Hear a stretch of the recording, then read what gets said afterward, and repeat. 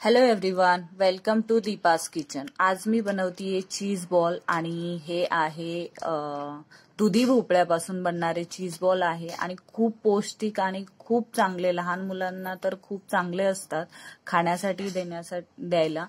तर इथे मी खूप सोप्या पद्धतीने असे चीज बॉल तुम्हाला दाखवते। जास्त काही सामान न लागता आणि घरचंच सामान लागणार असं काही पदार्थ आहे हा। तर इथे मी सकाळी सकाळी म्हणजे अभिमन्यूच्या माझ्या मुलाच्या टिफिन मध्ये त्याला देतीये मी शॉर्ट ब्रेक मध्ये चीज बॉल। तर त्याला असे 2 टिफिन द्यावे लागतात, एक लॉंग ब्रेक साठी आणि एक शॉर्ट ब्रेक साठी। तर इथे मी दुधी भोपळा घेतलाय, तर त्याला मी अर्धच यूज करणार आहे आणि असं काहीतरी 7-8 बॉल असे बनतील अशा पद्धतीने मी ते म्हणजे थोडंसंच त्याला कट करून घेतलंय अर्ध, आणि अर्ध्याला चांगलं रॅप करून, म्हणजे जेणेकरून जो काळा पडणार नाही, नाहीतर असंच ठेवलं तर तो दुधी भोपळा जो आहे तर तो नक्की काळा पडतो।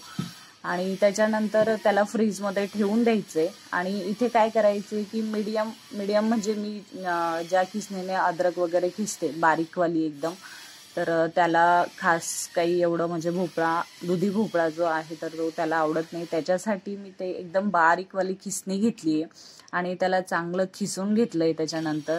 आणि म्हणजे कमीच म्हणजे 6 किंवा 7 बॉल्स बनतील असं मी त्याला चांगलं बारीक करून घेतलंय। इथे 1 चम्मच जिरा टाकलाय, हिरवी मिरची टाकली 1, अद्रक आणि लसणाच्या पाकळ्या टाकल्या 3। तर इथे तुम्हाला जर का जास्त बनवायचं असेल तर तुम्ही त्याची क्वांटिटी वाढवू शकता, आणि दुधी भोपळा पण आहे तर तुम्ही त्याला जास्त खिसून बनवू शकता। तर संध्याकाळच्या वेळेस पण छोटीशी भूक लागते तर तुम्ही तेव्हाही बनवू शकता, सकाळी नाश्त्यासाठी तेव्हा पण बनवू शकता। तर इथे मी काय केलंय की दुधी भोपळ्यामध्ये त्याला म्हणजे जे पेस्ट आहे ती बनवलीये अद्रक लसणची, तर ती त्याच्यामध्ये ऍड केलं आणि त्याला चांगलं मिक्स करून घेतलं। त्याच्यानंतर मीठ टाकलंय आणि हळद टाकलीये। तर इथे मी कॉर्नफ्लावर घेतलंय, म्हणजे मक्काचं पीठ घेतलंय आणि 3 चम्मच त्याच्यामध्ये टाकलंय। आणि त्याच्यानंतर काय केलंय की त्याला असंच म्हणजे न पाणी, पहिले तर ट्राय केलं की न पाणी टाकता त्याला चांगलं मिक्स करून घ्यायचे, म्हणजे आपल्याला समजेल की पाणी टाकावं लागेल का नाही।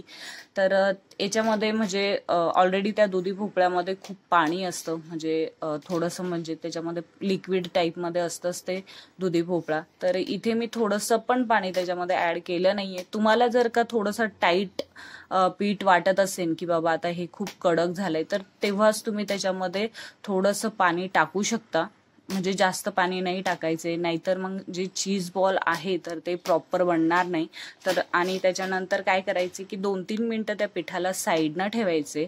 त्याच्यानंतर मी काय करते की त्याचा फटाफट लॉंग ब्रेक जो आहे, तर मोठी सुट्टी जी आहे तर त्याच्यासाठी मी पटापट सगळं मस्त भाजी पोळी बनवली आहे। तर मी इथे लॉंग ब्रेक मध्ये त्याला भेंडीची भाजी आणि चपाती देणार आहे। तर लॉंग ब्रेकची पण तयारी झालीये। तर इथे मी चीज घेतलंय, चीज तुम्ही कुठलंही घेऊ शकता, तसं काही नाहीये, फक्त इथे माझ्याकडे होतं प्रोसेस चीज, तर ते मी त्याच्यामध्ये ऍड करून त्याला मस्त असं बॉल्स बनवणार आहे। तर इथे छोट्या छोट्या साईज मध्ये त्याला चीजला आहे तर ते मस्त असे कट करून घेतले।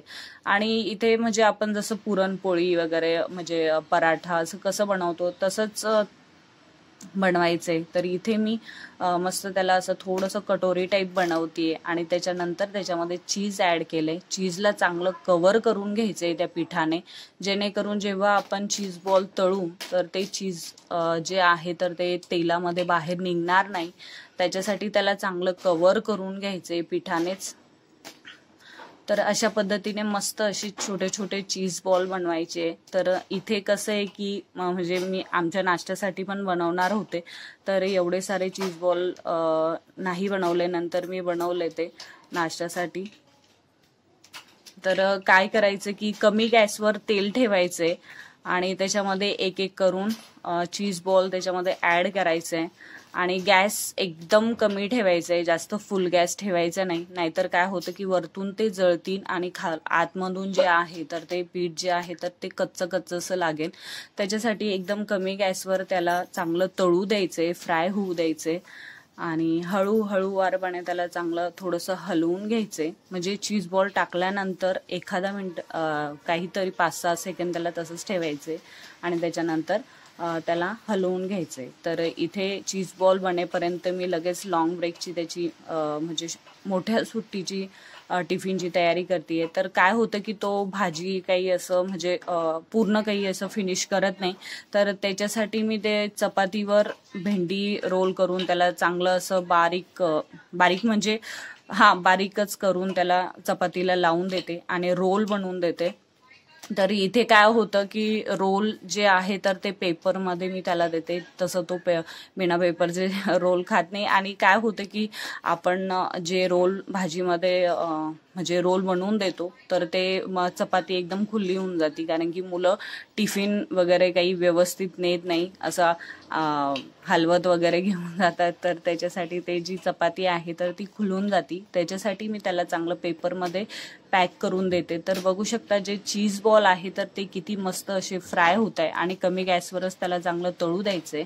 तर इथे मी फटाफट लॉंग ब्रेकचा पण टिफिन काढलाय आणि रोल दिलेत 2 आणि मखना दिलाय थोडासा. कारण की लॉंग ब्रेक मी त्याला काही ना काहीतरी थोडंसं गोड देतेच. तर इथे चीज बॉल पण मस्त असे तळलेत. तर त्याला एका परातीमध्ये काढून घेतीये आणि गॅस केलाय बंद. तर इथे चीज बॉल झाले होते साधारण 6-7 झाले होते बॉल. तर मी सांगितलं की जसं तुम्हाला जर का चीज बॉल जास्त बनवायचे तर तुम्ही त्याच्यात क्वांटिटी वाढवू शकता.